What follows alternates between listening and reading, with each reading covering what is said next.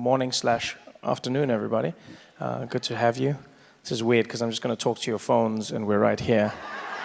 It's a strange experience. Welcome to the millennial age. Yeah, you'll have the picture and you'll show it to your friend and they'll go, what did he look like in person? You go, I don't know. I was also looking at my phone when I showed it, when I should have been there with him. First of all, thank you very much, Bill and Melinda, for having me. When I was first asked to be here, they said, hey, we want you to come and speak at this event, goalkeepers, and talk about what's happening in the world.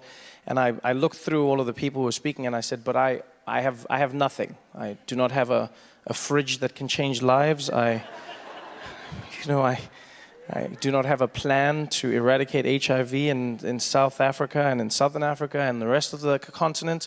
And I most definitely cannot ride a motorbike, so I don't know what I can do for you.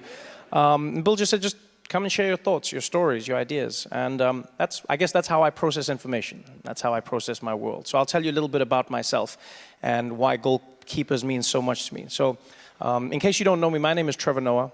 I grew up in South Africa during a time known as apartheid.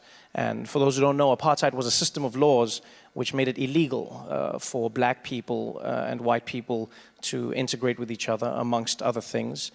Black people lived in separate areas to white people. They had different rules. They were segregated. And this was particularly tough for me because I grew up in a mixed family, right? Well, with me being the mixed one in the family. My mother's a black woman, Xhosa woman from South Africa. And in case you're wondering, Xhosa is one of the languages with the clicks in it. Xhosa, right? Xhosa. But not like in American movies. I've seen those movies where they have the Africans and they're like, no, no, no, no, no, no, no. That's not a language, all right? No, even we watch those movies and we're like, I wonder what they're saying, eh? It's not language. But my mother's a Xhosa woman, South African. My father's Swiss from Switzerland and was a white man, and so, well, still is a white man. He didn't change. And so they got together during this time, which was against the law, and they had me. And, it wasn't easy growing up in this family, and that's really where our journey began. Because we were a family that couldn't be together. We were a family that was, for all intents and purposes, a crime that existed. Me being born from my mother, because of my father, was me being born a crime. And, one of the biggest things I connected with when, reading about goalkeepers and learning about the organization was the optimism, was the ability to see what no one could see at a time when no one should almost have the right to see it. My mother was one of those people. My mother's a beautiful, powerful woman who endured a lot during her life. We lived through apartheid in South Africa. We lived through her going on to marry a man who was extremely abusive and alcoholic. And throughout all of that, the one thing that I always admired in my mom was that she had the ability to appreciate the reality of the world she was in, but also optimistically pursue the future that she wished to exist in. And that's for me what Goalkeepers is all about, optimism. People always ask, they go, is the world going to be in a better place? Is the world getting better or is it getting worse? Now, depending on who you ask, there will always be a different answer. I've come to find one of the reasons I believe the world is getting better is because we have access to information on how bad the world actually is, which I know is a strange thing to say, but that's honestly what I believe. As a young person, and as someone who makes a show for young people, one of the most powerful tools I've realized is information. We come from an age where there was misinformation, disinformation, and there is some of it today. But now, more than ever, young people communicate across borders, across continents. You see people in England and in America and South Africa tweeting, talking to people in Myanmar. You see people speaking out about what they see happening in Sudan. You see people commiserating and sharing with victims of hurricanes across the Caribbean or across Texas. And whenever I look at that, I go, it's one of the most powerful tools that, if harnessed correctly, can lead to a completely new way that we communicate and we change the world. And young people are driven. That's one of the most beautiful things I've realized is we live in a new age. Millennials oftentimes are mocked. They say they're lazy, they believe that they're entitled, and they cry about small things, which is true, but they're also driven. They also wish to make a change. They also believe that they can make a change. And I believe that information and these tools that we possess today have helped increase that. More than ever, we see that in America. As the host of The Daily Show, I'm obviously in a world where we comment on news and politics. And one thing I've noticed with my audience is not only are young people growing into the world of politics, but they're engaged in a way that people were never engaged before, engaged in a way where they understand that they can actually change the course of history as opposed to just being a part of it.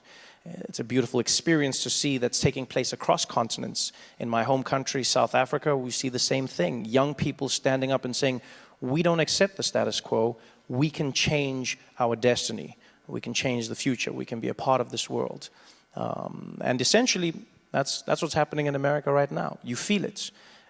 People always come up to me and they go, Trevor, as the host of The Daily Show, how do you feel about Donald Trump? And I say, well, I don't know how to feel about him. That's the honest truth. He's a paradox for me emotionally. One part of me is terrified at the notion that he is president of the most powerful nation in the world. The other side of me knows that every day he's going to make me laugh. I cannot deny this. The best way I can put it is, it's almost like there's a giant asteroid headed towards the Earth, but it's shaped like a penis. I think I'm going to die, but I know I'm going to laugh.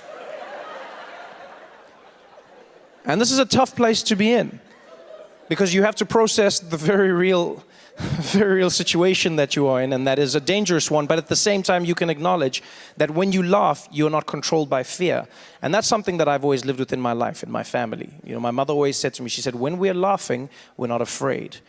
When we are laughing, we are experiencing our truest selves. It doesn't mean what is happening to us is not real, but it means that we can process the very real world that is happening to us. And in many ways, I try and look at the positives. People go, is the world getting better?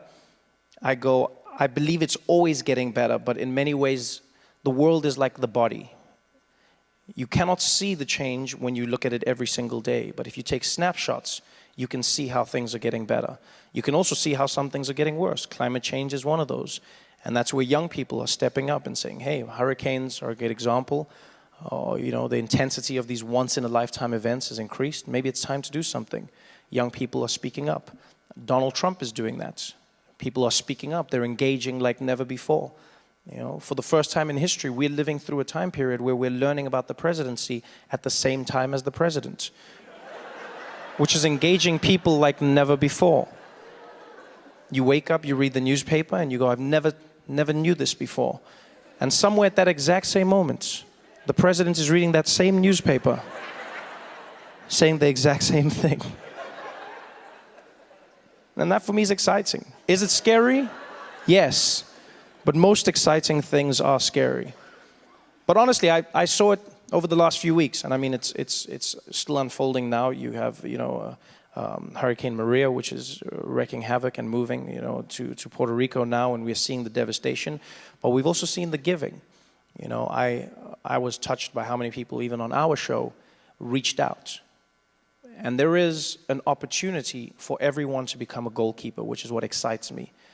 And that is, in this new world of technology, we have the opportunity to engage with activists on the ground level. People often mock millennials and they say, these are hashtag activists. And I argue they're hashtag activists until they're given the opportunity to take it from a tweet into the streets.